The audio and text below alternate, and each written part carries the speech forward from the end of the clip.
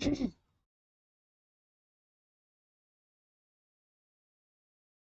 hello, learners. A very good evening to all of you. I hope you're doing well and having a good day. This is a recorded session, basically a premiere session instead of live. So, if you have any doubts, do let me on the comment in the comment section, and I'll be connecting with you through comment section. Since this is not a live session. All right. So today we are going to discuss the third part which is about the collection of data. Collection में हमने first जितना भी किया है उसके बाद there is another part in your syllabus which is census method and sampling method. वो आपके syllabus में है तो we have to cover that. So let's get started. Before starting, I would like to introduce myself. My name is Kanika, as you all know, and I'm your economics educator. I teach economics for class 11th and 12th on this platform, and yes, I have completed my graduation from Lady Shram College, University of Delhi. Uh, Also, let's see an Academy's Plus subscription features before starting. By subscribing to Plus, you get to learn live from the comfort of your home. You have unlimited access to all the courses. You are going to learn from the top educators on this platform, so you don't need to worry about the quality of education here. Also, you have regular doubt clearing sessions and answer writing sessions. I repeat it again and again that how important answer writing sessions are simply because you should know. Nobody should be in a delusion कि answer writing important नहीं होता या presentation of answers matter नहीं करता. इसीलिए I repeat it again and again so that each and every person knows कि हाँ anyway इन सब से हटके भी आपका answer की presentation और doubt clearing कितना important है. You have exhaustive coverage of syllabus. All the educators are going to cover the syllabus in a proper orderly manner और आपका कोई भी portion छूटने वाला नहीं है ठीक है. Then you get the correct mentorship and guidance. आपको एक proper mentorship और guidance मिलने वाली है. आपको study material मिलने वाला है सारा in the PDF format, various practice tests and live test series, and access to all the batch courses. Now let's quickly see an Academy's Plus subscription के pricing है आपके, which starts from 3 months goes up to 24 months, and you should go for 24 month subscription since you can compare the prices by yourself. और आपको दिख रहा होगा कि price per month इसमें लीस्ट है, you'll save up on your money and you'll get subscription for a longer period of time. Now, if you are planning to buy the Plus subscription, then you can use my referral code, which is KAY10, to get an instant 10% discount. Just a second. Okay. Now, let's start with an Academy's iconic subscription features. You get a personal mentor. Iconic आपका plus का ही extended version है ठीक है. तो इसमें आपको जो plus के एक्सटेंडेड फीचर्स है वो मिलने वाले हैं. वहां पे आपको एक मेंटर मिलने वाला था, गाइडेंस मिलने वाली थी. यहाँ पे आपका एक पर्सनल मेंटर होगा जिससे आप अपने सारे एकेडमिक कंसर्न्स डाउट्स वगैरह शेयर कर सकते हो. Then you have live doubt clearing session, which means that the doubt clearing sessions will be very very effective क्योंकि आपके doubts instantly solve होते रहेंगे. And you have a weekly report card, basically to reflect upon the week कि आपने last week में कैसा किया है, हाँ आपके efforts सही जगह जा रहे हैं या नहीं, और how much more you need to do in the coming week. Now your parents can also connect and you get a study planner to stay consistent with the studies, to plan your studies well, and all the benefits of an Academy's Plus के भी सारे benefits मिलने वाले हैं. Now let's see an Academy's iconic subscription pricing. You have again 6 modules, starts from 3 months and goes up to 24 months. And I will suggest you to go for this 24-month subscription. And also, you can use my referral code. You'll get the link in the description box. All right. And yes, do join our Telegram channel. This is the link. ठीक है. आप इस link के through Telegram channel को join कर सकते हो. Scholars का अपना टेलीग्राम चैनल है, या आपको डिस्क्रिप्शन बॉक्स में भी लिंक मिल जाएगा. आपको क्लासेस के सारे अपडेट्स एंड नोट्स वगैरह उस पे चैनल पे मिलने वाले हैं. Now let's get started with the actual class ठीक है. कि हम क्या क्या करने वाले हैं आज क्लास में. We are going to do census method. Basically we have two methods which we need to discuss today, which are census method and sampling method. Sampling में फिर हम random sampling करेंगे, फिर हम non random sampling करेंगे. इसके हमारे 2 parts हैं, इसके हमारे I think 5 parts हैं. So basically this is the you know This is the structure of this chapter we are going to follow. First, we'll look at census method. उसके बाद census में census of India, which is very very important. और you should know काफी reference दिया हुआ है आपकी book में census of India का, तो एक बार हम इसको भी discuss करेंगे. And then sampling method, obviously sample method, उसमें आपके रैंडम नॉन रैंडम फिर उनके पार्ट्स मेरिट्स डीमेरिट्स पूरा chapter will try to cover. अगर नहीं होता है तो I split the video into two parts और वो अलग अलग दिन पे चली जाएगी वीडियो, ठीक है. But I hope we should be able to cover, और otherwise I extend the class by 10-20 minutes जितना भी रिक्वायर्ड होगा. Let's get started. So as we have discussed we have two approaches with us, ठीक है. दो approaches हैं हमारी, census method and sampling method.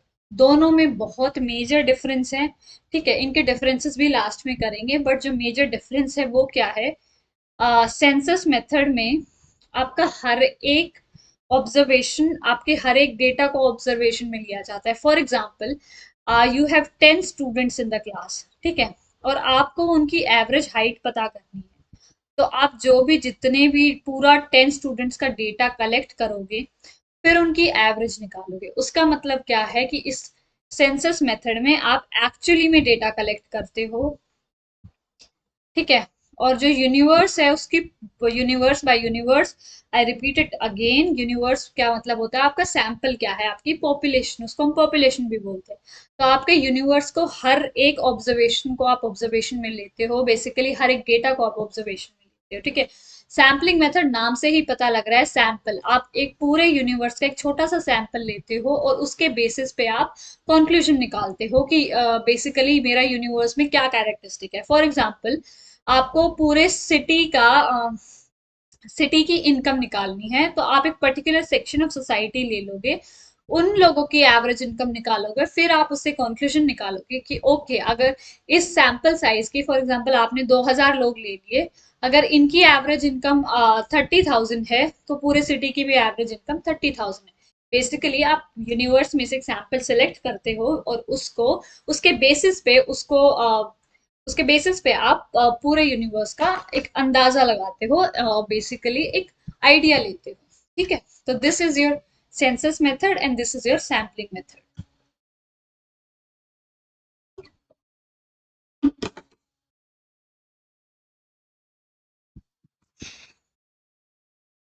Now first will discuss census method. वो उतना लंबा नहीं है, sampling method is a bit longer.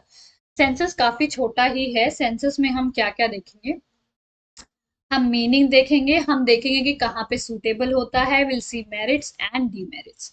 Let's get started with the census method. So what is a census method. इसको हम दूसरे नाम से भी बोलते हैं, which is method of complete enumeration. ठीक है, हमने दो चीजें पढ़ी थी स्टैटिस्टिक्स में, स्टार्टिंग में फर्स्ट चैप्टर से ही हम पढ़ रहे हैं. क्या क्या है वो, एस्टिमेशन एंड इनमरेशन. दोनों में आपको अभी तक फर्क समझ में आ जाना चाहिए कि एस्टिमेशन, जब आप एस्टिमेट लगाते हो, अंदाजा लगाते हो. Enumeration is when you actually go and collect the data. So census method हमने देखा कि जहां पे एक्चुअली आप सारा डेटा कलेक्ट करते हो, और उसका दूसरा नाम है method of complete enumeration. This can be asked in the MCQ, so you have to know the other names of method as well. काफी सारे मेथड्स के दो दो नाम है, तो do remember those. Census method का दूसरा नाम है method of complete enumeration. Now इसमें क्या होता है, we have already discussed, I repeat, data is collected for every item in the universe of population. हर एक आइटम के लिए डेटा कलेक्ट होता है. For example, you have a universe of 50,000 students, तो आप 50,000 में एक एक स्टूडेंट का डेटा जाके कलेक्ट करोगे. फॉर एग्जाम्पल, आप एवरेज वेट निकाल रहे हो, तो हर एक स्टूडेंट का वेट आप जाके कलेक्ट करोगे. सो this is when you take into consideration every item in the universe. Now, we have discussed this. Now, I have a question for you. Give an example where census method is used. ठीक है, आप अपने दिमाग में census method को सोच के देखो, समझ आपने लिया है, just try to apply it. कोई भी अपने आसपास एक ऐसा एग्जाम्पल देखो जहां पे सेंसस मेथड आप यूज कर सकते हो, ठीक है, या वहां पे यूज होता है, and type that in the comment section. आप वो कमेंट चैट बॉक्स में, ठीक है, वो टाइप करो. देखते हैं कौन सही जवाब देता है. Now let's move on to suitability. Suitability से क्या मतलब है आपका कि वो कहाँ पे सूटेबल है। बेसिकली आप you can use two types ना, सेंसस एंड सैम्पलिंग। तो कहीं पे आपका सेंसस ज्यादा सूटेबल है, कहीं पे आपका सैम्पलिंग मेथड ज्यादा सूटेबल है। तो वी आर सीइंग कि जो आपका सेंसस मेथड है वो कहाँ पे ज्यादा सूटेबल है। First thing is small size of population. Very clear basically, if the size of population is very big, ठीक है, बहुत बड़ी population है या बहुत बड़ा universe है, for example 1 billion people, so you cannot go and collect the data of each and every person, and that becomes very infeasible. Similarly, for the census method to be applied, you need to have a small size of population. आपका जो population size है वो छोटा होना चाहिए, तभी आप हर एक observation का data collect कर सकते हो. The second thing is widely diverse items. Basically what happens is कि अगर आपका sample size बहुत बड़ा है बट उसमें जो डेटा है वो सिमिलर है, ठीक है। फॉर एग्जाम्पल आपका 18 to 40 एज ग्रुप है, उसकी इनकम है, ठीक है, वो आपका होमोजीनियस डेटा है कि एक जैसा डेटा है, वहां पे आप सैंपल यूज कर सकते हो। बट अगर आपका डेटा बहुत डाइवर्स है, फॉर एग्जाम्पल अगर आप इंटायर कंट्री की इनकम कैलकुलेट कर रहे हो, तो वहां पे आपके 0 to 18 बेसिकली माइनर लोग भी होंगे, फिर 18 to 30, ठीक है, 30 to 60 एंड 60 अबव। तो आपका बहुत डाइवर्स हो जाएगा, फिर इसमें आपके मेन, विमेन, ठीक है। सो यू नो द जब आपका यूनिवर्स बहुत ज्यादा डाइवर्स हो जाता है तो उसको सैंपल में रिप्रेजेंट करना बहुत मुश्किल हो जाता है। So that is where you use this method, census method, ठीक है। So we have seen two, first is the small size of population, second is the widely diverse items. The third thing is where you need intensive examination of different items. Basically, if you have 20 observation and suppose you need 10 kind of data from each observation. For example, you have 20 students, आपको उनकी height चाहिए, wait चाहिए, उनका IQ चाहिए, average marks चाहिए, ठीक है, उनकी फैमिली की एवरेज इनकम चाहिए, उनके फादर का नेम, मदर का नेम, ब्लड ग्रुप। तो बेसिकली जहाँ पे आपको बहुत इंटेंसिव एग्जामिनेशन करना हो, बहुत ज्यादा इंफॉर्मेशन चाहिए हो, वहां पे you use census method. And the fourth thing is where you need higher degree of accuracy. Basically, जब आपकी accuracy बहुत हाई की आपको जरूरत होती है, वहां पे आप सेंसस मेथड यूज करते हैं, क्योंकि जब आप सैंपल लोगे तो एरर के चांसेस बहुत ज्यादा बढ़ जाते हैं. तो that is why where high degree of accuracy and reliability is required, you use census method. Reliability मतलब आपका डेटा कितना रिलायबल है, आप उसके ऊपर कितना रिलाय कर सकते हो, कितना भरोसा कर सकते हो, ठीक है, भरोसेमंद है कितना. So four situations where you can use or you should use census method. First is the small size of population. Second is the widely diverse items. Third is where you need complex information, or I can say intensive examination of each item. And the fourth is higher degree of accuracy, when you need the data to be very, very accurate.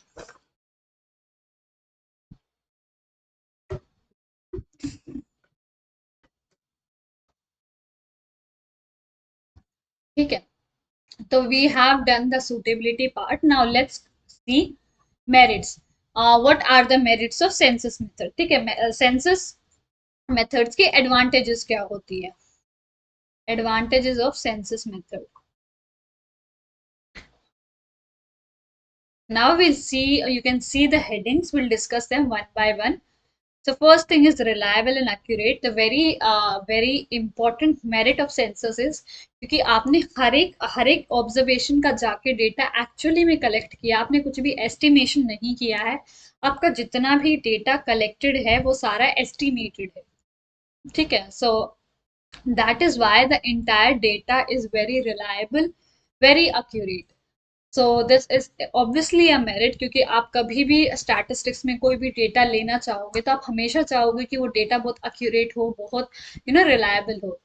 And third second is less biased. What happens is when you have sampling method, तो आपको उसमें sample select करना पड़ता है, और sample select करते time आपके बहुत चांसेस होते हैं कि बायस हो जाती है. बायस मतलब कि आप एक चीज को ज्यादा फेवर करते हो. फॉर एग्जाम्पल, अगर आप एक यूनिवर्स से सैंपल सेलेक्ट कर रहे हो और आपके बहुत सारे सैंपल है, और ऐसा कोई रूल नहीं है मुझे कोई भी इनमें से सेलेक्ट करना है, तो ऑब्वियसली मैं किसी एक को प्रेफरेंस दूंगी. फॉर एग्जाम्पल, अगर इंडिया में I have to select any city, ठीक है, तो हो सकता है जिस सिटी में मैं हूँ, फॉर एग्जाम्पल जिस भी सिटी में मैं हूँ, मैं उसी सिटी को सिलेक्ट करूँ, तो उसका क्या मतलब है, मैं उस सिटी की तरफ बायस्ड हूँ, मैं उसको ज्यादा फेवर करूंगी।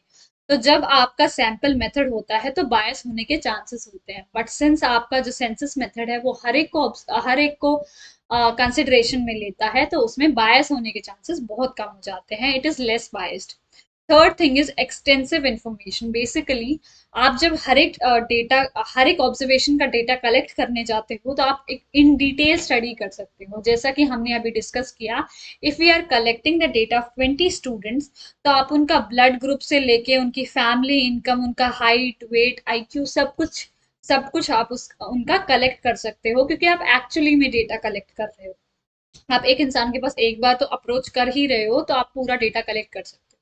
So, which says the extensive information is collected when census method is used. Now, the fourth merit is study of diverse characteristics. Generally क्या होता है इन प्रैक्टिकल लाइफ कि हमारा डेटा बहुत कम होमोजीनियस होता है, ज्यादातर डेटा डाइवर्स होता है। तो ऐसे में उस डाइवर्सिटी को अकाउंट में लेना, उस डाइवर्सिटी की इंपॉर्टेंस को बनाए रखना is very very important. For example अगर आप इंडिया का डेटा कलेक्ट करो, तो India is such a diverse country. आप साउथ में जाओ, आप नॉर्थ में जाओ, आप नॉर्थ ईस्ट में जाओ, ठीक है, या आप जम्मू ऊपर जाओ नॉर्थ में, ठीक है, नॉर्थ हो गया है, तो आपको दिखेगा कि हर जगह की पॉपुलेशन की कैरेक्टरिस्टिक्स अलग अलग है, ठीक है, बहुत ज्यादा डाइवर्सिटी है।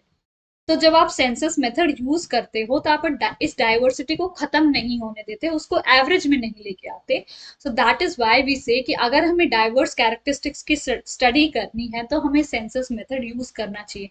इसीलिए हम जब भी इंडिया का डेटा कलेक्ट करते हैं, तो यू विल सी दैट कि हम सेंसस मेथड यूज करते हैं, ठीक है। सेंसस ऑफ इंडिया होता है एक, जो हर 10 साल में कलेक्ट होता है, will come to that.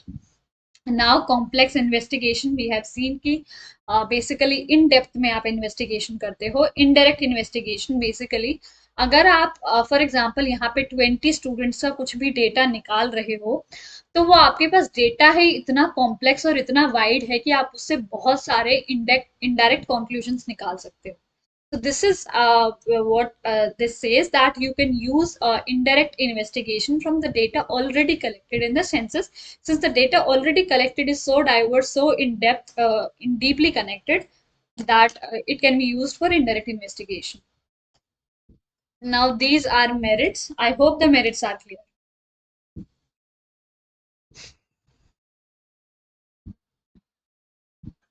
Now let's come to demerits. The first demerit is very costly. ठीक है, बहुत कॉस्टली होता है, क्योंकि आपको you need to have those many representatives. For example आप इंडिया का जो डेटा है वो सेंसस मेथड से कलेक्ट करते हो, तो आपको कुछ 30,000 या समथिंग आपको इनमरेटर्स जिनको हम बोलते हैं, जो डेटा कलेक्ट करते हैं, उनको एम्प्लॉय करना पड़ता है, फिर उनको सैलरी पे करनी पड़ती है। तो पूरा जो मेथड है आपका वो बहुत कॉस्टली हो जाता है। अगर आप हर एक ऑब्जर्वेशन का डेटा कलेक्ट करोगे, सपोज आप टेलीफोनिक इंटरव्यू भी कर रहे हो, तो भी आपके लिए बहुत कॉस्टली हो जाएगा, ठीक है। तो it is very costly. Now large man power, obviously costly इसलिए क्योंकि आपको एक मैन पावर चाहिए डेटा को कलेक्ट करने के लिए, क्योंकि वो यूनिवर्स इतना डाइवर्स होता है कि आप उसको कलेक्ट करने के लिए बहुत सारे लोगों की जरूरत होती है। And it is not suitable for large investigation. Obviously अगर आपका यूनिवर्स साइज लार्ज है, तो वो सुटेबल नहीं है। Another thing is it takes lot of time, ठीक है, टाइम कंज्यूमिंग है ये काफी ज्यादा। आपने देखा होगा कि जो हमारा इंडिया का सेंसस है, वो सपोज अगर 2021 में हो रहा है, तो उसका data at least the government is saying कि वो 2023 तक आएगा। तो it takes 2 years to process that data. So imagine करो वो कितना टाइम कंज्यूमिंग हो जाता है। Now, finally, we'll talk about the Census of India, which is an exercise done by the Government of India, or if I need to be specific, National Sample Survey Organization. हर 10 साल में India की population का in depth examination करती है, हर एक इंसान के पास जाके डेटा कलेक्ट करती है, ठीक है, वंस इन 10 years। उसको हम क्या बोलते हैं, सेंसस। बेसिकली उसमें बहुत सारे इंफॉर्मेशन होते हैं, caste, religion and gender, your age, ठीक है, एम्प्लॉयमेंट, पॉवर्टी कितनी है, इनकम कितनी है, घर में कौन कौन है, पूरा का पूरा आपका हर एक इंसान का डेटा कलेक्ट होता है। That is done once in 10 years। Last census हमारा 2011 में हुआ था, जिसका डेटा हम अभी तक यूज कर रहे हैं। जो हमारा नेक्स्ट सेंसस था वो 2021 में होना था, ठीक है, 2021 में होना था, बट ड्यू टू कोविड 19 वो डिले हो गया है for the undefinable period. Basically government ने उसको बोला है कि अब जब, मतलब ऐसे कोई टाइम लिमिट नहीं दिया है, वो बस डिले होता जा रहा है। It was suppose to be happen in I think 2 phases। एक 2020 में आपका सितंबर में स्टार्ट होना था, and another, I don't I don't know, first was suppose to be start in 2020, दूसरा शायद 2021 में होना था। तो आपके ये दो फेज में ये सेंसस होना था 2021 वाला, but it has been delay due to covid. And इसका जो डेटा था अकॉर्डिंग टू गवर्नमेंट ये 2023 या 24 में आना था, ठीक है। And first time it was suppose to be collected electronically, ठीक है, सब कुछ डिजिटल होने वाला था फर्स्ट टाइम। हमेशा you have must have seen कि आपके घर पे भी पेन पेपर लेके आते हैं, आपका सारा डेटा पेन पेपर पे लेके कलेक्ट करेंगे और उसको बाद में प्रोसेस करते रहेंगे। तो इस बार ये डिजिटली होने वाला था। And let's see in detail, the census is the most credible source of information. Obviously, it is the most credible source of information on demography, economic activities, literacy rate, education, household amenities, urbanization, fertility, mortality. As I said कि हर एक observation, basically हर एक side को लेके आपका जो data है वो collect किया जाता है, B it social side, economic side और योर पर्सनल साइड, हर एक साइड से आपका डेटा कलेक्ट किया जाता है और उसको कंपाइल किया जाता है। And our census 2011 which is the last census was 15th national census of the country. और ये सेंसस हमारे बेसिकली इंडिपेंडेंस से पहले भी होते थे, बेसिकली 1947 से पहले भी आपके सेंसस होते आ रहे हैं। And there is a Britisher who is known as the father of census of India. He started this thing of census in India, so he's known as father of census of India. He's some Britishers. You should definitely find out his name. Okay, that is your homework. Find out the name who is the father of census of India. Now they have been prepared by the National Sample Survey Organization, NSSO बोलते हैं इसको हम। And as we have talked about the census 2021, which has been delayed due to COVID-19. So this was a general information about census of India. You should have a knowledge, ठीक है, आपको पता होना चाहिए ये। और आपके एनसीईआरटी में भी काफी जगह सेंसस का रेफरेंस है, काफी बॉक्सेस वगैरह में दिया हुआ था। I thought of discussing it in the class. Now will start with finally sample method. हम सैंपल मेथड से स्टार्ट करेंगे।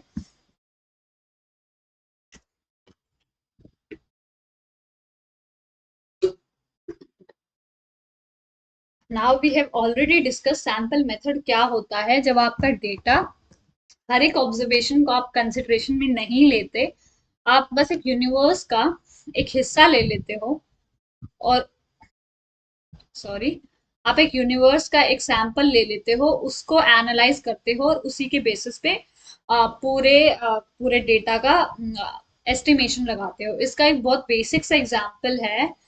जैसे यहाँ पे लिखा भी हुआ है कि जब डॉक्टर को आपका ब्लड टेस्ट करना होता है या आपको कोई बीमारी का पता लगाना होता है, तो ही just take few drops of blood, ठीक है, कुछ कुछ ब्लड ड्रॉप से ही आपका पूरी बॉडी का अंदाजा आ जाता है कि कहाँ पे क्या गड़बड़ है। Similarly another example can be, जब आप कुकिंग करते हो या आपकी मॉम या डैड कुकिंग करते हैं, तो for example you are cooking rice, तो आपको एक राइस के दाने से ही पता लग जाता है कि you know is it fine और नॉट। तो ऐसे ये बहुत ज्यादा यूज होता है सैंपल मेथड, क्योंकि ऑब्वियसली हमारा जो रियल लाइफ में डेटा होता है वो उतना लार्ज होता है कि एक एक ऑब्जर्वेशन को जाके पूरी तरीके से पता लगाना उसके बारे में बहुत मुश्किल है, ठीक है। So that is why sample method is widely used. आपका ये डे टू डे लाइफ में भी बहुत ज्यादा यूज होता है, ठीक है, अगर आप अपने आसपास देखोगे तो इसके बहुत एग्जाम्पल मिल जाएंगे। Now we'll see merits, demerits, and types of sample. First let's see suitability. हमने देखा था सेंसस मेथड कहाँ पे सूटेबल होता है। Now will C sampling method, sample method जिसको हम बोल रहे हैं वो कहाँ पे सूटेबल है। when there is large size of population, basically आपका population का size बहुत बड़ा होता है, and it is not possible कि आप हर एक इंसान के पास जाके डेटा कलेक्ट कर सको, ठीक है। For example there are 1 billion people, ठीक है, 1 बिलियन पीपल का आपको डेटा कलेक्ट करना है, उनकी कंजम्पशन हैबिट का पता करना है कि फॉर एग्जाम्पल वो कितना वो कितनी कोल्ड ड्रिंक कंज्यूम करते हैं इन a week, in a month, ठीक है। तो 1 बिलियन लोगों का डेटा है, तो आप हर एक इंसान के पास नहीं जा सकते। What you can do is, आप इन 1 बिलियन में से कुछ 1 लाख उठा लो रैंडमली, ठीक है, या कोई भी मेथड से, और उनकी कंजम्पशन हैबिट को स्टडी करो, तो आपके पूरे जो 1 बिलियन है उनका अंदाजा आ जाएगा कि उनकी consumption habit in terms of cold drink क्या है, ठीक है। This is suitable where the population is very large, also similar items, or which means homogeneous, ठीक है। आपका जो ग्रुप है वो होमोजीनियस है, उसका क्या मतलब है कि एक जैसा सा डेटा है। For example 18 to 60 age group में आपको पता करना है consumption habit, so that would be more और लेस सिमिलर, ठीक है। उनकी consumption habit would be more और less similar. Similarly you can see कि for example you are going for Gen Z, ठीक है, आप उसके लिए जा रहे हो, तो you must know, और you should get an idea कि इनकी कंजम्पशन हैबिट भी सिमिलर होगी, क्योंकि इनका लाइफस्टाइल काफी सिमिलर है, they belong to same generation. So ऐसे जहाँ पे सिमिलर आइटम्स होते हैं वहां पे ये मेथड काफी काम करता है। Now there is no requirement of intensive examination, जहाँ पे आपको ऊपर सुपरफिशियल इन्फॉर्मेशन लेनी है। For example we are talking about this 1 billion ना, तो फॉर एग्जाम्पल आपको बस 1 बिलियन के कंजम्पशन ऑफ कोल्ड ड्रिंक ही पता करनी है, उसके अलावा आपको कोई मतलब नहीं है कि आपकी उनकी इनकम कितनी है, या वो और चीजें कितनी कंज्यूम करते हैं, या उनकी स्लीपिंग हैबिट्स क्या है, वो आपको कुछ नहीं पता करना है। आपको बस सिर्फ आप फॉर एग्जाम्पल का आप कोई सॉफ्ट ड्रिंक कंपनी हो और आपको बस उसी से मतलब है कि उनकी कंजम्पशन हैबिट्स क्या है, ठीक है। आपको इन डिटेल डेप्थ एनालिसिस नहीं करना है। Fourth thing is high degree of accuracy and reliability is not required. Basically एक reasonable degree of accuracy required है, बट बहुत हाई डिग्री एक्यूरेसी आपको नहीं चाहिए कि हर एक इंसान को पता होना चाहिए, ठीक है। तो अगर आपको 1 लाख लोगों से पता लग गया कि they consume 4 bottles a week, ठीक है, तो अगर वो 4 की जगह 5 भी है या 4 की जगह 3 भी है, तो उतना फर्क नहीं पड़ता, उतना मतलब चल जाता है, वो चल जाने वाली बात आ जाती है कि इतनी हायर डिग्री एक्यूरेसी नहीं चाहिए, जो रीजनेबल एक्यूरेसी है उससे हम काम चला लेंगे, तो that is where your sampling method is used. Now will see merits of sampling method. Merits क्या होती है, so let's see. Before that, I'll take a 10 to 15 second pause. ठीक है, because what happens is when we are live, तो students comment कर लेते हैं, बात कर लेते हैं आपस में, तो it becomes interesting. But यहाँ पे I forgot to take a break. I just keep going on, going on, going on. So let's take a small 10-15 second break.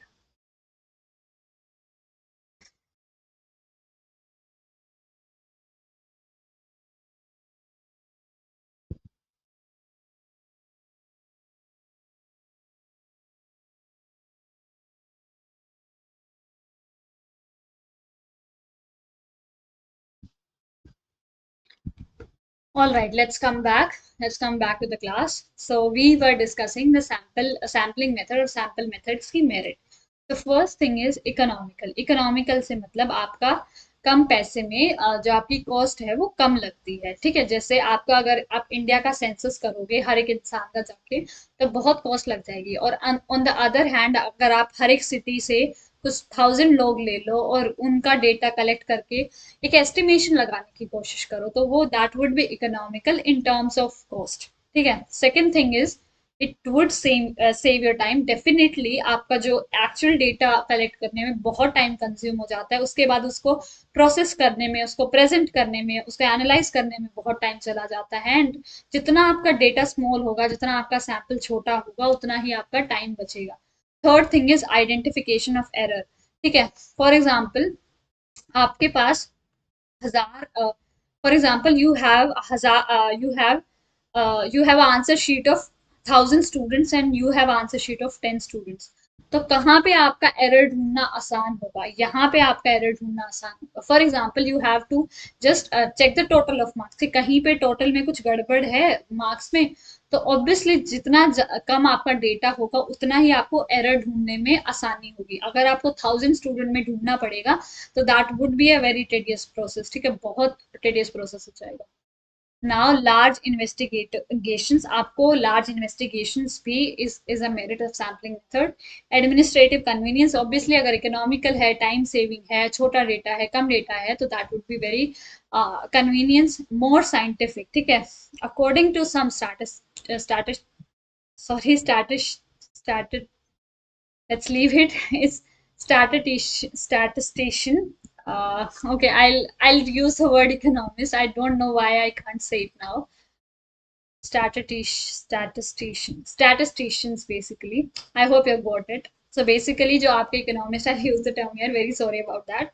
So some says that the sampling method is more scientific. ठीक है, sampling method ज्यादा scientific होता है, because अब जब आप अभी देखोगे, जब नेक्स्ट फ्यू मिनट्स में हम देखेंगे कि हम सैंपल को कैसे सिलेक्ट करते हैं, देन यू विल सी कि in this way how scientifically the sample is getting selected. So that is entirely a scientific process. Now let's come to demerits of sampling method, ठीक है, that is partial. Basically partial क्यों है, क्योंकि आपका बायस आ जाता है। जैसे आपका फॉर एग्जांपल आपका यूनिवर्स में से आप एक सैंपल सेलेक्ट करते हो, ठीक है, तो एक यहाँ से सैंपल सेलेक्ट हो सकता है, कि यहाँ से हो सकता है, कि यहाँ से हो सकता है, कि यहाँ से हो सकता है। आप जो सैंपल लोगे उसी पॉपुलेशन में आपका बायस आ जाएगा। फॉर एग्जांपल अगर आप बात करो इंडिया की, ठीक है, आप ये देखना चाह रहे हो कि इंडिया में कहाँ कितनी परसेंट पॉपुलेशन स्पीक्स हिंदी, ठीक है, कितने लोग हिंदी बोलते हैं। तो अगर आप साउथ से डेटा लोगे तो आपका अलग ऑब्जर्वेशन आएगी, अगर आप नॉर्थ इंडिया से डेटा लोगे तो अलग ऑब्जर्वेशन आएगी, अगर आप नॉर्थ ईस्ट से डेटा लोगे तो अलग ऑब्जर्वेशन आएगी। उसका क्या मतलब है कि सैम्पलिंग मेथड पार्शियल हो सकता है, ठीक है। अगर आपका इन्वेस्टिगेटर बहुत पार्शियल हो गया और उसने नॉर्थ से डेटा उठा लिया, तो that won't be a true representative, that is just a bias, that is a partiality. Now the second thing is wrong conclusion. इसी एग्जाम्पल से हम देख सकते हैं कि for example somebody takes a data of south, वहां पे generally regional languages use होती है, एज यू नो, या इंग्लिश यूज होती है, not not very much people speaks Hindi. तो अगर आपका वहां से डेटा कलेक्ट करके आप एक कंक्लूजन निकालो कि ओनली 10% पॉपुलेशन स्पीक्स हिंदी, तो आपका कितना रॉन्ग कंक्लूजन हो जाएगा। सैंपल के मेथड में बहुत रॉन्ग कंक्लूजन निकल सकते हैं आपके, अगर आप सैंपल को अच्छे से सेलेक्ट ना करो। जब आपने सैंपल अच्छे से सेलेक्ट कर लिया तो सारी प्रॉब्लम्स हट जाती है, बट वो सैंपल को सेलेक्ट करना ही बहुत डिफिकल्ट है, एज वो आपका थर्ड पॉइंट है कि difficulty in selecting samples. Will see कि सैंपल्स को सेलेक्ट करना कितना इंपॉर्टेंट है, ठीक है, और उतना जितना इंपॉर्टेंट है उतना ही डिफिकल्ट है। Difficulty in framing a sample, आपका सैंपल फ्रेम करना या आपका सैंपल सेलेक्ट करना, दोनों अलग अलग चीजें हैं, ठीक है। सेलेक्ट करना कि आप इंटायर पॉपुलेशन में से कुछ भी सेलेक्ट कर रहे हो, फ्रेम करना है कि आप सैंपल ऐसे ही सेलेक्ट नहीं कर रहे हो। फॉर एग्जाम्पल आप सैंपल सेलेक्ट कर रहे हो कि हमें south India, north India, west India, I take 4 sides, ठीक है। I am not making any prejudice और any kind of statement here, that is very much subjective, ठीक है। मैं जो जनरल चीजें होती है वही बोल रही हूँ, so I hope nobody is offended और anything like that. So I take all the sides, north west east, ठीक है। फॉर एग्जाम्पल 4 sides से हमने डेटा कलेक्ट करना है, but we are collecting 50% from south, 30% from north, 15% from east, and let's make it 10%, and let's make it 10% from west। तो है ये हम सैंपल फ्रेम कर रहे हैं, ठीक है, वहां से हम कलेक्ट कर रहे थे, यहाँ पे हम सैंपल अपना बना रहे हैं कोटाज लगा के, ठीक है। This is also very difficult, आपको सैंपल सेलेक्ट करने में काफी डिफिकल्टी होगी। Now you have a specialized knowledge, ठीक है, कि आपका जो नॉलेज है वो बेसिकली उतनी स्पेशलाइज नहीं आएगी, बेसिकली इन डेप्थ एनालिसिस उतना नहीं हो पाएगा, क्योंकि आप ऊपर ऊपर से डेटा कलेक्ट कर रहे हो। I hope all the points of demerits are clear, कि पार्शियल होता है, रॉन्ग कंक्लूजन निकल सकते हैं, आप उसको मैनिपुलेट कर सकते हो डेटा को। डिफिकल्ट होता है सैंपल सेलेक्ट करना या फ्रेम करना, और आपकी जो नॉलेज है वो उतनी स्पेशलाइज नहीं है। नाउ लेट्स सी कि एक सैंपल का हमने देखा कि सैंपल कितना इंपॉर्टेंट होता है। तो सैंपल का अच्छे से सेलेक्ट होना इज वेरी इंपॉर्टेंट। तो हमें पता होना चाहिए कि what are the essential conditions of a sample. Sample को सेलेक्ट करने के लिए एसेंशियल कंडीशंस क्या है? First is representative. उसका क्या मतलब होता है? बेसिकली इसका ये मतलब है एसेंशियल ऑफ सैंपल्स का, एक सैंपल में एसेंशियल कंडीशंस क्या होनी चाहिए, ठीक है। एक अच्छा सैंपल होने के लिए क्या क्या कंडीशन उसमें प्रेजेंट होनी चाहिए। First thing is representative. Representative का मतलब क्या है? जो भी आपका डेटा कलेक्टेड है, ठीक है, वो आपके यूनिवर्स को अच्छे से रिप्रेजेंट करे, इंटायरली रिप्रेजेंट करे। ठीक है, for example you are taking data from a city. तो आपने वहां से सिटी में रूरल एरिया से एक सैंपल ले लिया, बट वो अर्बन एरिया को रिप्रेजेंट नहीं करता। ठीक है, तो वो सैंपल आपका सही नहीं है। आपको एक ऐसा सैंपल लेना है जो रूरल एरिया को भी रिप्रेजेंट करे, अर्बन एरिया को भी रिप्रेजेंट करे। तो the sample should be a representative of the entire population और द इंटायर यूनिवर्स। ठीक है, किसका रिप्रेजेंटेटिव होना चाहिए? यूनिवर्स का। Third thing, sorry, second is independent, which means कि आपका जो सैंपल है उसमें कोई भी एक ऑब्जर्वेशन है वो इंडिपेंडेंट होनी चाहिए। ऐसा नहीं होना चाहिए कि आपको अगर ये सेलेक्ट किया है तो आपको दूसरा सेलेक्ट करना ही पड़ेगा। जो भी आपकी ऑब्जर्वेशन हैं सैंपल में वो सारे इंडिपेंडेंट ऑफ ईच अदर होने चाहिए। जरूरी नहीं है कि आपने अगर फर्स्ट ऑब्जर्वेशन सेलेक्ट करनी है तो आपको करी है तो आपको थर्ड करनी ही पड़ेगी। ऐसा कोई कंपल्शन नहीं होना चाहिए, वो रिलेटेड नहीं होने चाहिए। They should be independent. Third thing is homogeneity. Homogeneity से आपका मतलब क्या होता है कि आपका डेटा जो है वो होमोजीनियस होना चाहिए। अच्छे सैंपल, जो आपका एक सैंपल है उसमें सिमिलर डेटा होने चाहिए, डेटा होना चाहिए, सॉरी डेटाज नहीं होगा, सिमिलर डेटा होना चाहिए। तो that is a better representative. Adequacy, आपका एडिक्वेट डेटा होना चाहिए, ठीक है। फॉर एग्जाम्पल आपका यूनिवर्स तो 1 बिलियन है, बट आप सैंपल साइज 10 ले रहे हो, तो वो एडिक्वेट ही नहीं है। कम से कम 1 बिलियन के आप 1 लाख या 10,000 तो लोगे, तभी आपका कुछ सैंपल समझ में आएगा। तो सैंपल भी एडिक्वेट होना चाहिए, ताकि जितनी भी डाइवर्सिटी है वो अकाउंट में ले सके। छोटा सैंपल नहीं ले सकते आप। So that is the essential of a sample. Basically basically how should we select a sample? Now there are various methods of sampling. Sampling के अलग अलग मेथड्स होते हैं। We have like divided them basically into two parts: random sampling और non random. Random आपको नाम से ही पता लग रहा है कि रैंडमली आप सैंपल उठा लेते हो, कुछ भी आप ऐसे कंडीशन नहीं लगाते। नॉन रैंडम ऑब्वियसली जो रैंडम नहीं है, कुछ कंडीशन, कुछ तरीके से, कुछ सिस्टम होता है उसके थ्रू आप सैंपल उठाते हो, ठीक है। देन रैंडम में आपके दो मेथड्स हैं: lottery method, table of random numbers. Non random में you have 5 things: purposive, stratified, systematic, quota, convenience. हम इन सब के मेरिट्स डिमेरिट्स जिसके भी हैं और जिसका भी एक्सप्लेनेशन है और एग्जाम्पल्स हैं, वो सब देखेंगे one by one. So I'll again take a break for 10 seconds, ठीक है? Then we'll continue.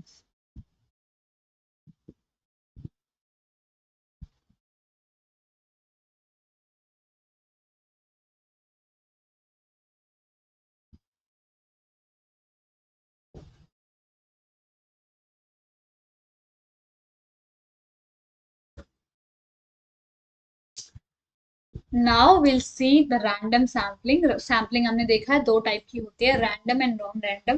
रैंडम आपको नाम से ही क्लियर है कि each and every item of the universe has equal chance of getting selected, ठीक है। रैंडम सैम्पलिंग का मतलब है अगर आपके पास 10,000 एम्प्लॉय हैं तो उनमें से हर एम्प्लॉय का इक्वल चांस है, ठीक है। For example you are collecting data for a company जिसमें 10,000 एम्प्लॉयज है, तो हर एक एम्प्लॉय का इक्वल चांस है, 1/10,000 प्रोबेबिलिटी है हर एक एम्प्लॉय के सिलेक्ट होने की। मतलब हर एक का इक्वल चांस है, कोई पार्शियलिटी नहीं होती, इम्पार्शियल होता है सब कुछ। बेसिकली अगर रैंडमली सेलेक्ट करोगे तो बायस होने के चांसेस नहीं होंगे। इन्वेस्टिगेटर का कोई कंट्रोल नहीं होता, उसको बस सैंपल ऐसे ही रैंडम सेलेक्ट करना होता है। इट इज इकोनॉमिकल बिकॉज आपको जो मेथड्स हैं वो यूज नहीं करने पड़ते। रैंडमली आप सेलेक्ट करोगे तो that would B economical for now will C two methods हैं हमारे. First is lottery method. नाम से ही आपको पता लग रहा है इसमें क्या होता है. For example you have 1000 students in a school और आपको कुछ 100 स्टूडेंट सेलेक्ट करने हैं, तो आप हर एक 1000 की चिट बनाओगे. ठीक है, एक पेपर स्लिप बनाओगे. पेपर स्लिप में उसका स्टूडेंट का नाम एंड नंबर लिखोगे. ठीक है, और आप रैंडमली 100 पेपर स्लिप्स या चिट्स उठाओगे. So that is the lottery method. जैसे लॉटरी मेथड होता ही है आपका, वैसे ही ये है. इसमें आप पेपर स्लिप्स के थ्रू पूरे यूनिवर्स को रिप्रेजेंट करते हो इफ इट इज पॉसिबल. ठीक है, बेसिकली हर जगह तो लॉटरी मेथड यूज नहीं होगा, बट जहाँ पे पॉसिबल है वहां पे आप पेपर स्लिप्स के थ्रू यूनिवर्स को रिप्रेजेंट करोगे. उसके बाद उनमें से कुछ पेपर स्लिप्स उठाओगे, जो भी जिनका भी स्लिप में नाम है या नंबर है, उन्हीं को आप सेलेक्ट करोगे. तो this is your random sampling का first method. Second method is table of random numbers. आपकी क्या है, स्टैटिस्टिशियन ने टेबल्स बनाई हुई हैं रैंडम नंबर्स की. ठीक है, काफी बड़ी बड़ी टेबल्स हैं. तो जब भी किसी को जरूरत होती है ऐसे रैंडम नंबर्स चूज करने की, तो वो उस इंसान टेबल को उठाएगा और उनमें से कोई भी 10 डेटा ले लेगा. तो that is also random thing. ठीक है, दोनों ही रैंडम चीजें हैं. टेबल से उठाओ आप या लॉटरी मेथड से उठाओ, बेसिकली अंडरलाइन कॉन्सेप्ट यही है कि आप रैंडमली डेटा को सिलेक्ट कर रहे हो. ठीक है, यहाँ पे आपकी काफी टेबल्स होती हैं. I think they are very very big tables. काफी बड़ी टेबल्स होती हैं, उनमें 10,000 या समथिंग 30,000 कुछ एंट्रीज होती हैं. काफी डिजिट्स होते हैं. आप बेसिकली बहुत कन्वीनियंट होता है उन टेबल्स को यूज करके आपको रैंडम सैंपल उठाना. And they are very widely used in statistics. ठीक है. Okay, we have I think 20 more minutes. Yes. Now what are the merits of random sampling? ठीक है. These are the merits of.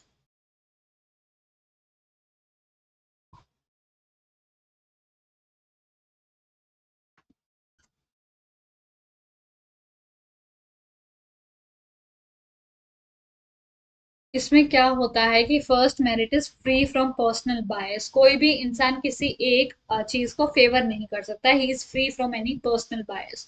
ठीक है. For example अगर आप lottery method से choose कर रहे हो तो आप बायस्ड हो ही नहीं सकते. आप जस्ट जनरली चिट्स उठा रहे हो और उनमें जिनका भी नाम आएगा उनका आप सेलेक्ट करोगे, तो उसमें बायस होने के कोई चांसेस ही नहीं होते.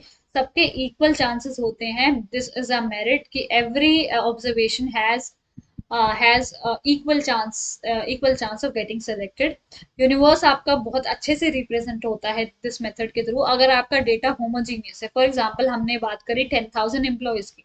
आपका डेटा होमोजीनियस है, 50% मेल्स हैं, 50% फीमेल है. फॉर एग्जांपल 50% मेल है, 50% फीमेल है. और उसके साथ साथ अगर आपकी कंपनी में फॉर एग्जांपल दो तरह के लोग हैं. आपकी एक कंसल्टेंसी फर्म है, एक आपकी फाइनेंस का कुछ है. ठीक है, और दोनों में 50% एम्प्लॉयज है. आपका डेटा अगर इतना होमोजीनियस है, इतना सिमिलर है, तो आप कोई भी सैंपल उठाओ वो बहुत फेयरली रिप्रेजेंट करेगा यूनिवर्स को. And it is very simple. आपने देखा दोनों मेथड्स कितने कितने सिंपल है, लॉटरी मेथड भी एंड योर दिस टेबल वाला मेथड.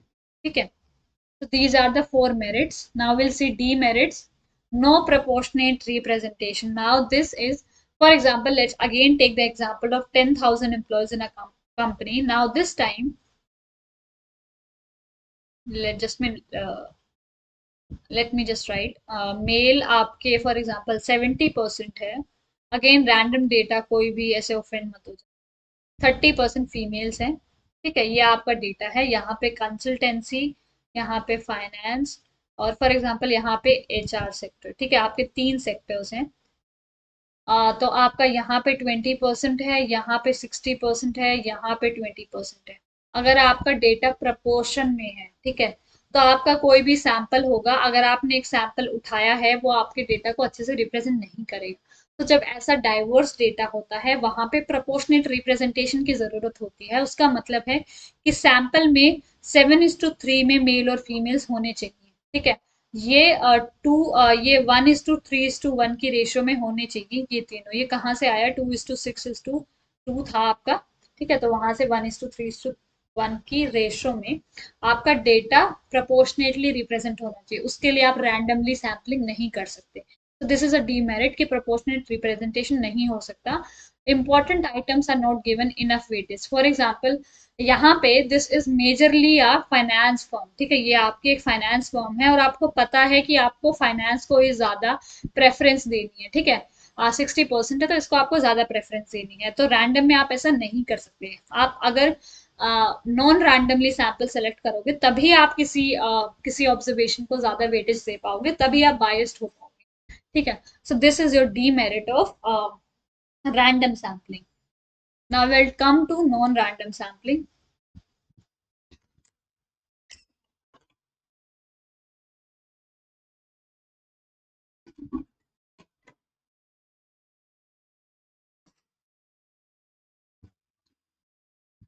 Non-random sampling में obviously the universe, every item of universe does not have a equal chance of getting selected.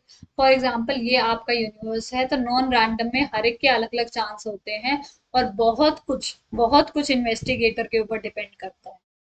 आपका इन्वेस्टिगेटर की कैसी जजमेंट है, वो कैसा इंसान है, उसके कैसे इंटरेस्ट है, वो कहाँ से है, कैसा है, वो सब बहुत मैटर करता है सेलेक्ट करते वक्त। For example, if your investigator is female, तो हो सकता है वो she is more likely to she is more like she may be bias towards females, ठीक है, तो फीमेल डेटा को ज्यादा सेलेक्ट कर ले। तो जब भी आपका इन्वेस्टिगेटर जिस हिसाब से होगा, for example your investigator is from Delhi, तो he may be more bias towards Delhi, तो वो आप दिल्ली से डेटा ज्यादा कलेक्ट कर सकता है, अगर आप ओवरऑल इंडिया की बात करो। तो जैसे आपका बहुत कुछ है, इन्वेस्टिगेटर की जजमेंट और उस एज ए इंसान कैसा है उसके ऊपर डिपेंड करता है। It is partial, it is not equal obviously. आपके बायसनेस होती है, आपका हर एक डेटा, हर एक ऑब्जर्वेशन के पास इक्वल चांसेस नहीं होते। तो this is your non random sampling, जहां पे यूनिवर्स में आपके हर एक item, each and every item of universe के पास इक्वल चांसेस नहीं होते रिप्रेजेंट होने के, सिलेक्ट होने के।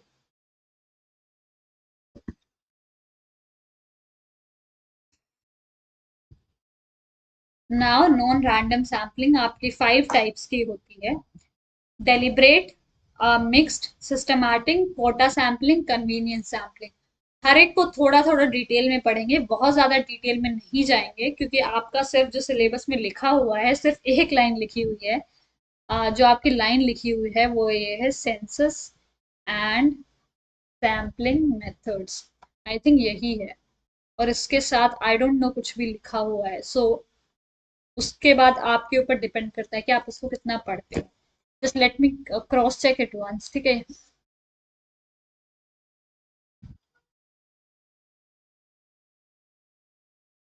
ओके,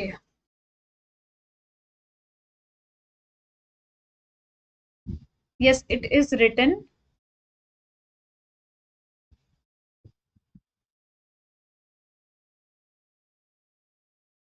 सेंसस ऑफ इंडिया भी है आपका, और नेशनल सैंपल सर्वे ऑर्गेनाइजेशन भी।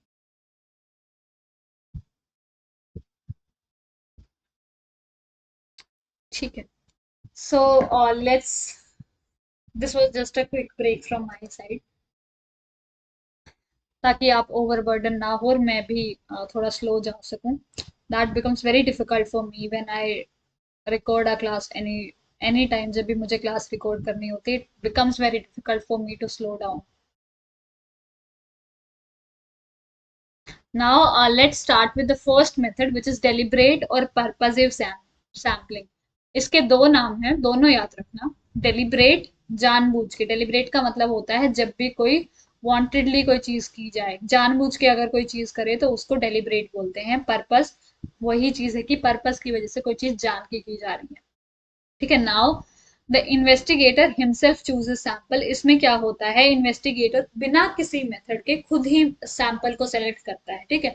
और कुछ भी नहीं है इस मेथड में, सिर्फ इन्वेस्टिगेटर अपने हिसाब से कोई भी सैंपल सेलेक्ट कर लेता है।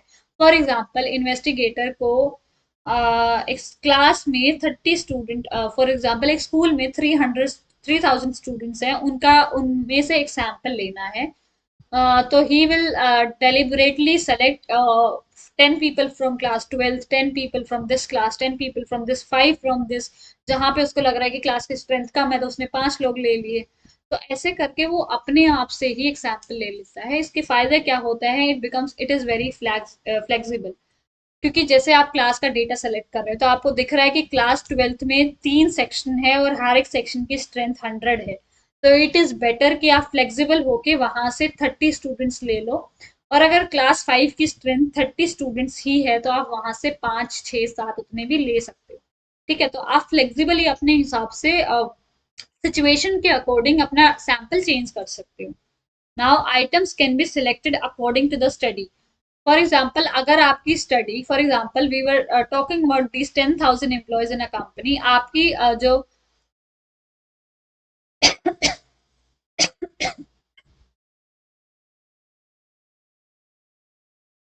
फॉर एग्जाम्पल आपको कोई ऐसा डेटा सेलेक्ट करना है जिसमें मेल और फीमेल बहुत मैटर करता है। फॉर एग्जाम्पल आपको एक ऐसी एंटी हरासमेंट पॉलिसी निकालनी है कंपनी के लिए, और उसमें आपको डेटा चाहिए कि एक्चुअली में ऐसे कितने केसेस होते हैं, कितनी प्रॉब्लम्स लोगों को फेस होते हैं। तो obviously will take more females into consideration. ठीक है, तो आपकी स्टडी का पर्पस क्या है, एक एंटी हरासमेंट पॉलिसी निकालना, तो उस पर्पस के हिसाब से आप डेटा को अलग तरीके से सिलेक्ट कर सकते हो। आप थोड़े ज्यादा फीमेल ले सकते हो, मेल कम ले सकते हो थोड़े से। ठीक है,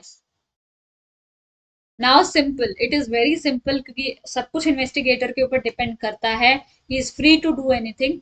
so that is why it becomes very simple, क्योंकि उसमें अलग अलग रूल्स रेगुलेशंस नहीं होते, तो एक ही इंसान का दिमाग चलता है। That is very simple. Now demerits क्या है, पर्सनल बायस है, उसी की वजह से लेस रिलायबल है। पर्सनल बायस ऑब्वियसली है। For example somebody selecting from this company, और जो एक्स पर्सन है जिसको डेटा सेलेक्ट करना है, जो वाई जेड ए बी है, उसके बहुत अच्छे दोस्त हैं, तो उन्हीं को सेलेक्ट कर लिया। ठीक है, कि तुम ही आ जाओ, एक सैंपल तो यही बन जाएगा। सो पर्सनली बहुत बायसनेस होती है, उसके उसी की वजह से जो डेटा होता है वो रिलायबल कम होता है। डेटा उतना ज्यादा रिलायबल नहीं हो पाता इस टाइप की जो पर्पजिव और डेलिब्रेट सैम्पलिंग जिसको हम बोलते हैं। I hope it is clear. ठीक है, just let me have some water.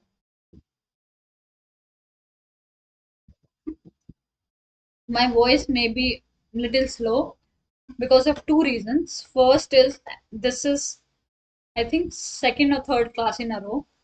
ठीक है, आज दिन में क्लास हुई थी। सेकंड थिंग, इट इज 12:30 रात की क्लास, रात की बात है, तो I can't be very loud, I am loud enough. तो bear with me if my voice is little slow and energy is little slow. ठीक है, कुछ रीजन है उसके भी, बिकॉज इतनी रात में I can't go very loud. Now the second method is stratified और मिक्स्ड सैम्पलिंग। इसमें क्या होता है, कि जो आपका यूनिवर्स है, for example let's take another example, वही एग्जाम्पल लेते हैं हमारा। 10,000 एम्प्लॉयज हैं कंपनी में, आपके फाइनेंस से है, एचआर से है, आपके और कौन सा डिपार्टमेंट हो सकता है, कंसल्टेंसी से है, और आपके फॉर एग्जाम्पल ऑडिट डिपार्टमेंट। ठीक है, ये आपके 4 डिपार्टमेंट है। इनका बहुत, यहाँ पे 80% लोग है, यहाँ पे 10% है, यहाँ पे 5% है, यहाँ पे 5% है। तो आप देख रहे हो आपका डेटा कितना डाइवर्स है। तो यहाँ पे आप सैंपल कैसे सेलेक्ट करोगे, तो इसके हिसाब से क्या होता है कि आप अपने पूरे यूनिवर्स को पहले तो अलग अलग पार्ट्स में डिवाइड कर दो, जैसे हमने कर दिया फाइनेंस, एचआर, कंसल्टेंसी, ऑडिट। आपने 4 टाइप में अपने पूरे यूनिवर्स को रिप्रेजेंट कर दिया।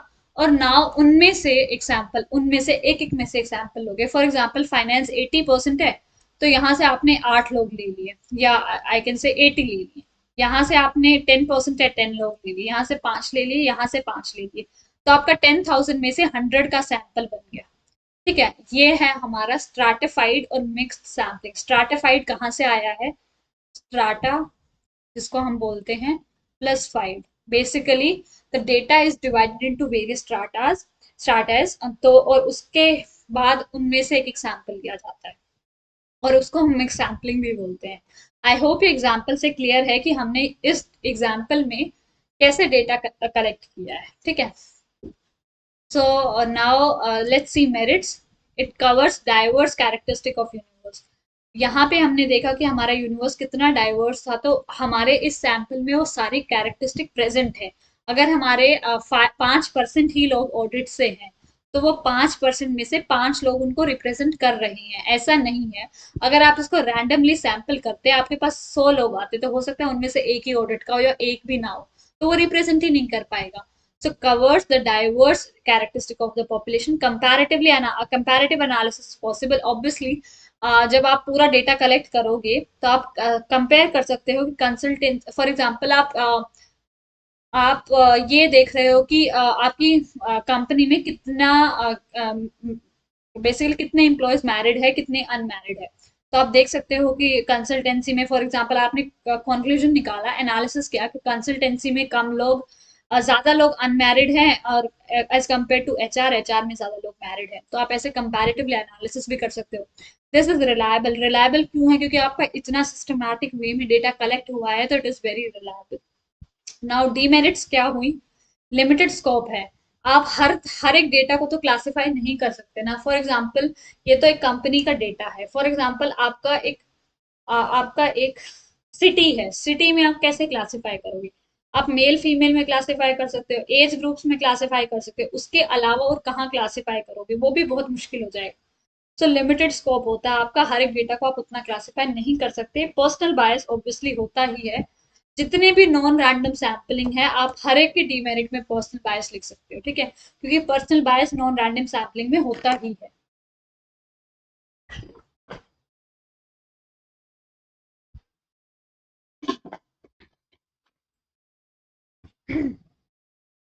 Now systematic sampling. Systematic sampling क्या होती है? कि जो आपके अ, जो यूनिट्स हैं, उनको ऐसे नंबर वाइज अरेंज किया जाता है, और उनमें से एवरी आइटम सेलेक्ट होता है। I show you how it is done. Let's take an example कि हमारे पास, कहाँ गया पेन, यस, ठीक है, हमारे पास 1000 स्टूडेंट्स हैं इन स्कूल, और हमें उनमें से 100 लोगों का सैंपल सेलेक्ट करना है। सिस्टमैटिक सैम्पलिंग में क्या होगा कि आपने ऐसे नंबर वाइज 1 2 3 4, 500, 501, 502, ठीक है, 700, 701, ऐसे करके आपने 1000 तक एक लिस्ट बना ली पूरी। और आप बोल रहे हो कि उनमें से I select every 10th item, ठीक है, हर एक 10th item I am going to select, ठीक है, और हर एक 5th item I am going to select, हर एक 20th item I am going to select. तो ये होता है सिस्टमैटिक सैम्पलिंग। आप हर एक nth आइटम सेलेक्ट करते हो। एन कोई भी वैल्यू ले सकता है, 1 2 3 4 5 6 7 8 9 10, जो भी आपकी वैल्यू है वो कोई भी वैल्यू ले सकता है एन। और आप डेटा को ऐसे systematically arranging, sorry, ascending order या डिसेंडिंग ऑर्डर में अरेंज करके आप हर एक nth आइटम को सेलेक्ट करते हो। फॉर एग्जाम्पल, आपने हर एक 100th आइटम सेलेक्ट किया, तो आपने पहले 100 में से 100 सेलेक्ट किया, फिर 200 सेलेक्ट किया, फिर 300 सेलेक्ट किया। तो this is your systematic sampling. इसके मेरिट्स क्या है? आपको दिख रहा है कितना सिंपल है। आपको जो पिछले वाला सैम्पलिंग मेथड था स्ट्रैटिफाइड की तरह, हर एक को एकदम से हाउ कैन आई से एकदम क्लासिफाई नहीं करना पड़ता, पूरा सिस्टम नहीं करना पड़ता। It is very simple. यहाँ पे पर्सनल बायस कम हो सकता है। जो पर्सनल बायस की पॉसिबिलिटी है वो इस मेथड में काफी कम है। डीमेरिट्स क्या है? ऑब्वियसली हर एक आइटम का इक्वल चांस नहीं हो जाता। For example, somebody is on fourth, उसके चांसेस बहुत कम हो जाते हैं। फॉर एग्जाम्पल, अगर कोई ऑड नंबर है, फॉर एग्जाम्पल 43 ऑड नंबर है, तो हु विल से कि आई सेलेक्ट एवरी 43th आइटम, ठीक है, ये तो 43rd आइटम, सॉरी, ये तो बहुत मुश्किल हो जाएगा। समबडी विल से 10 5 15, ये तो सेंस भी होता है कि हर सेकंड आइटम, हर fourth item, but who will say I select every 43rd item? तो जो ओड नंबर्स, जो अनयूजुअल नंबर्स हैं, उनकी जो सेलेक्ट होने की पॉसिबिलिटी है वो बहुत कम हो जाती है। सो हर एक आइटम के पास इक्वल चांस नहीं होता। Okay, now we have to last non random sample, ठीक है। इनको ज्यादा डिटेल में पढ़ने की आपको जरूरत नहीं है, बस पता होना चाहिए क्या है। फर्स्ट है आपका कोटा सैंपलिंग, ठीक है, कोटा। तो इसमें क्या होता है, जैसे हमने किया था कि हर एक को एक कोटा मिल जाता है। फॉर एग्जाम्पल, आपके सैंपल में 70% फीमेल चाहिए आपको, एंड 30% मेल चाहिए। तो आपने पहले ही फिक्स कर दिया एक कोटा, और उसके हिसाब से आपका सैंपल सेलेक्ट होगा। आई होप ये बहुत क्लियर है सबको। नेक्स्ट और last is are convenience sampling. Convenience sampling क्या होता है? एनी अदर आप इसको बोल सकते हो कि ये सारे सैंपल के अलावा अगर इन्वेस्टिगेटर को कुछ पसंद आता है, कुछ उसको लगता है कि हाँ ऐसे सैंपल सिलेक्ट हो सकता है, तो वो यूज कर सकता है। उन सारे मेथड्स को, एनी अदर को, कन्वीनियंस सैम्पलिंग का नाम दिया जाता है। According to the convenience of investigator he can select any type of method. ठीक है, जो भी मेथड उसको समझ में आए वो सिलेक्ट कर सकता है। So this is convenience sampling. Now I'll come to comparison between census and sampling method. Last topic है for the day. उसके बाद we are done with today's class. ठीक है, आज की क्लास खत्म हो जाएगी, आपका कलेक्शन का पार्ट भी खत्म हो जाएगा। We'll start with the next unit उसके बाद। ठीक है, so let's see the last part also. Just let's take a 10 seconds break.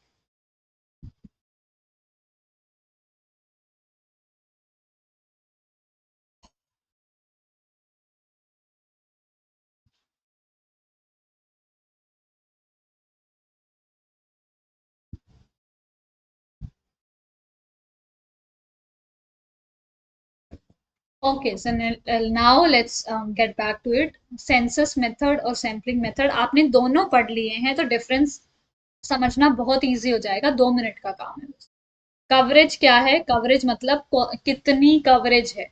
Census obviously आप हर एक आइटम जाके सेलेक्ट करोगे तो वाइड कवरेज है। सैंपल की स्मॉल कवरेज है, आप एक बस छोटा सा सैंपल उठा रहे हो पूरे यूनिवर्स में से। सूटेबिलिटी कहाँ पे सूटेबल है? अगर आपका यूनिवर्स स्मॉल है तो ऑब्वियसली आप हर एक ऑब्जर्वेशन का डेटा कलेक्ट कर सकते हो। बट आपका यूनिवर्स बहुत बिग है तो sampling method would work for you. Accuracy, अगर आप हर एक डेटा जा जाके कलेक्ट करोगे इंसान के पास, तो हाई डिग्री ऑफ एक्यूरेसी होगी। सैम्पलिंग मेथड में लो नहीं होगी, नॉट हाई, इससे थोड़ी सी कम होगी। ठीक है, लो डिग्री ऑफ एक्यूरेसी आप नहीं बोल सकते। कॉस्ट क्या होगी? सेंसस में आपकी काफी कॉस्ट लगती है, this is quite economical.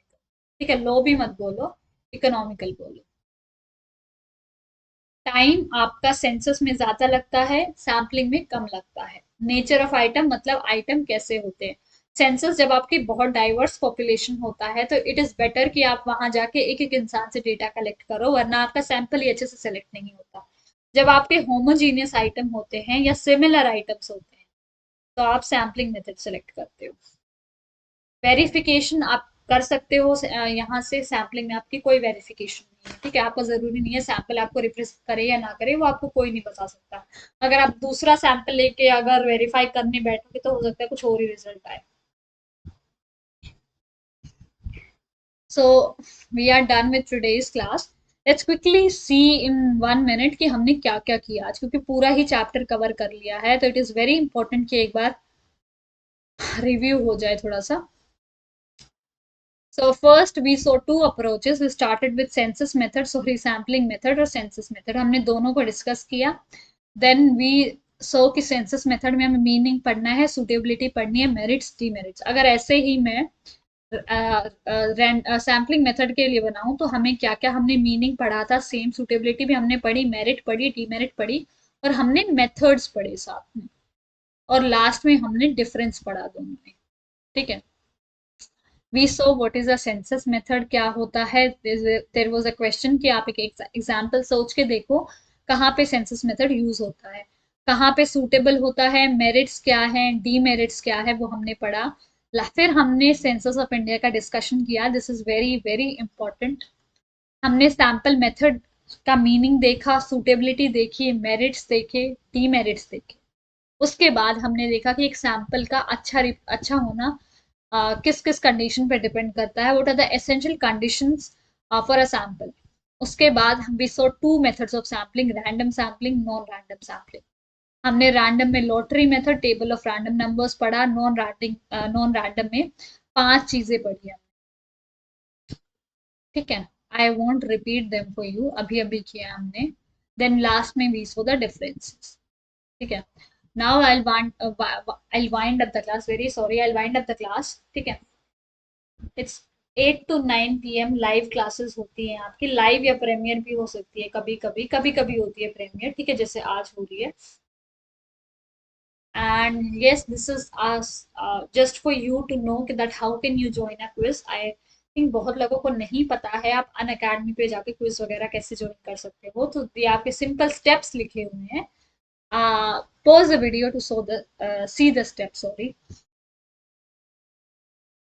You need to download the app, log in करो, मेन्यू बटन चूज करके प्लस चूज करो, उसके बाद लेबल, आपका लेबल टेस्ट होते हैं वहाँ पे, बॉटम स्क्रीन में जाओ, ज्वाइन क्विज करो, कोड एंटर करो, और फिर आपने एजुकेटर का वेट करो. Now how can you what are the various features of free classes, ठीक है. Free classes has got some amazing features, और ये फ्री में है तो आप डेफिनेटली ट्राई आउट कर सकते हो.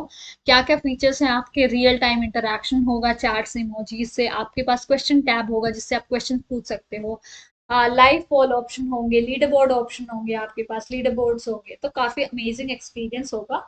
Do check it out once, and since it is free तो आपको चेकआउट करना चाहिए. Now, like the video before leaving. ठीक है? Share the video and like the video. Subscribe to the channel. And yes, let's crack it. I hope you have gained some understanding from this video. And if you find the voice of video to be slow, then use headphones or do something. Uh, and I hope this is going to help you. See you in the next class. Till then, take care and good night.